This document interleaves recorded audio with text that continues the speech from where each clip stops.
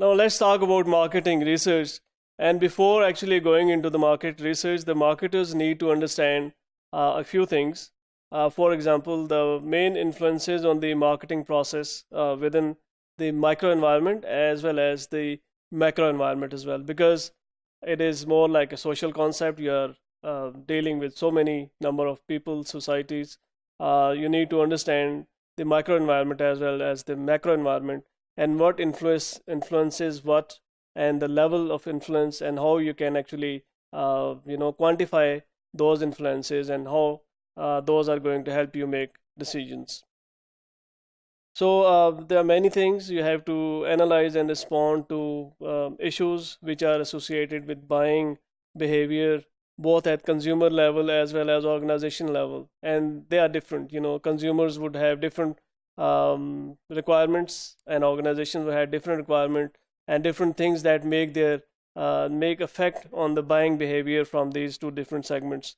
Then similarly, you have to evaluate the need for information that you need in your marketing research. That information is going to help you understand how you can collect information, from where you collect that information, and then you apply that information to the research process in selected food markets. So in order to make these sound decisions, to make sound research, to know what information to get, how to get that information, how to implement that information, you need to understand this environment that surrounds the company. This is called as marketing environment. So you need to be able to understand not only the current environment in which you are operating, but you need to be able to foresee that what would be the changes in this environment due to several factors. So we'll see some of the um, details about this concept. So this micro environment or macro environment, it would have different aspects that need to be considered and covered. So if we talk about this macro environment, that is the environment that is formed by societal forces that would be influencing the marketing activities. They are the macro level or bigger level activities by societies, not very much controllable.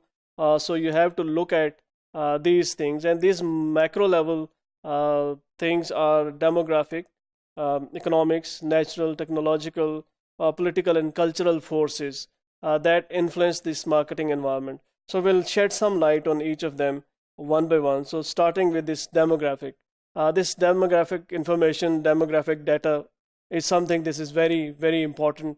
It makes the baseline for every marketer. So you study the human population basically in this field called as demographics, and you would study the size, structure, and distribution of population, and how these population are changing. And it is not only the numbers only. It would have a lot of other concepts such as social or psychological, perception related changes in that is coming in the your population, the education level changes, the growth of one segment or the other within those populations. You have to have very detailed information. The more information you have, the more reliable information you have, the better decision you can take up. And one of the very fine example is to people, discuss a lot about this baby boomer generation. These are the people who were born between 1946 and 1964. This has been the most powerful market so far, and people have been really targeting these baby boomers because they had much more financial power, much more buying power than the other segments. So people, it has really got prominence that people actually, the successful companies actually looked into these demographics and designed their products accordingly, and they got maximum benefit out of this the generation by designing suitable products for these people. Then we have to look at the economic aspect. This economics is a major macro environment contributor. It would decide about what would be your macro environment. If you are doing well economically, organizations would do well, and that would impact on the customer. Their buying power, their purchasing power, the purchasing patterns. They all are dependent upon what is the level of economy in a country. If economy is doing well, People would have more disposable income to spend on things, which might not be the case otherwise in case of bad economies. Similarly, if you are importing products, you need to look at what is the segment, because imported products, they might be more expensive. So you have to look at what are the segment of people who can afford those imported products, and the number of those products would depend on economy. Economy in terms would decide like how much buying power have people have, and that's how economics would play a very important role. Similarly, this natural environment, such as we talk about this global environment, this is a very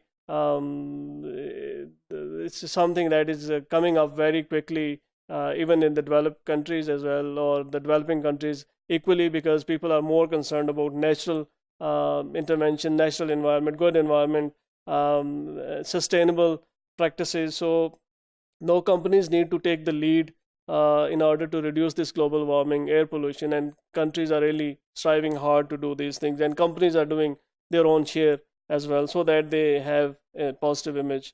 Technological changes are coming very fast nowadays, and with new technologies becomes new products. It become new technological opportunities. They come new technology. They come new legislation with new technologies as well. So you have to look at all these new technologies, the new way of doing business, the new way of making products, and that also make a lot of things obsolete as well. So this technological environment is something that has to be considered very seriously by these marketers. For example, in case of food, we talk about genetically modified organisms. So we have to look at the new regulations that come into force, that how we can utilize these new technologies.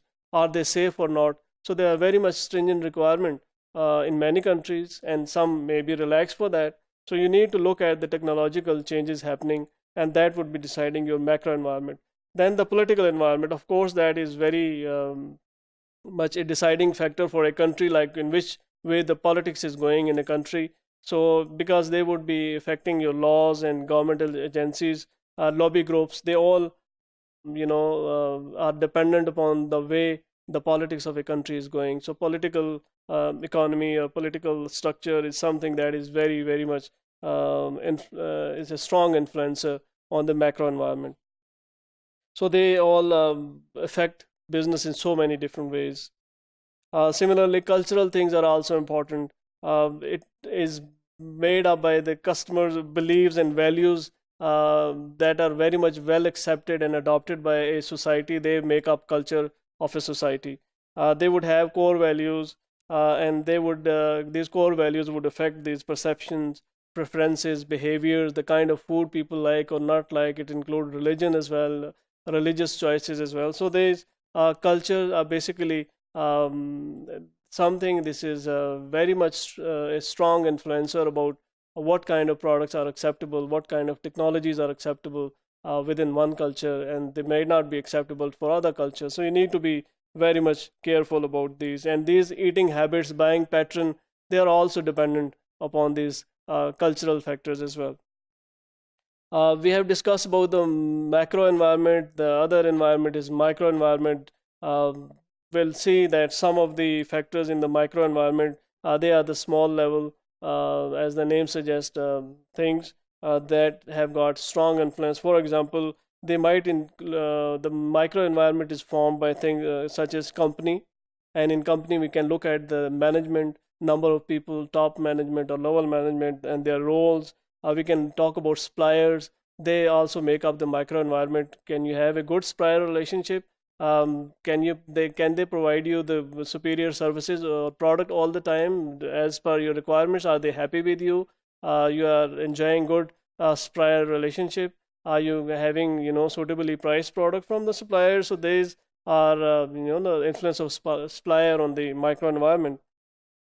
Similarly, the marketing intermediaries, for example, the financial intermediaries such as banks or the middlemen that are involved, or the maybe the logistic companies that are intermediaries. So you need to look at all these things as well. They make up your micro environment. If you have a strong, good working relationship with these, partners, you can have a stronger micro environment, healthy micro environment, which is conducive to make business.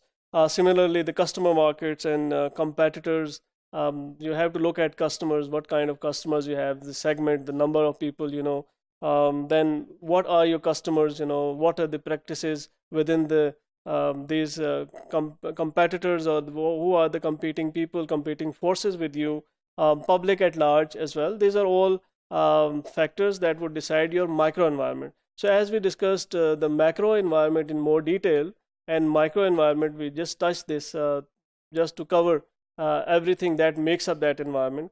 So this environment, whether micro or macro, it has got a very strong influence on the need for marketing research.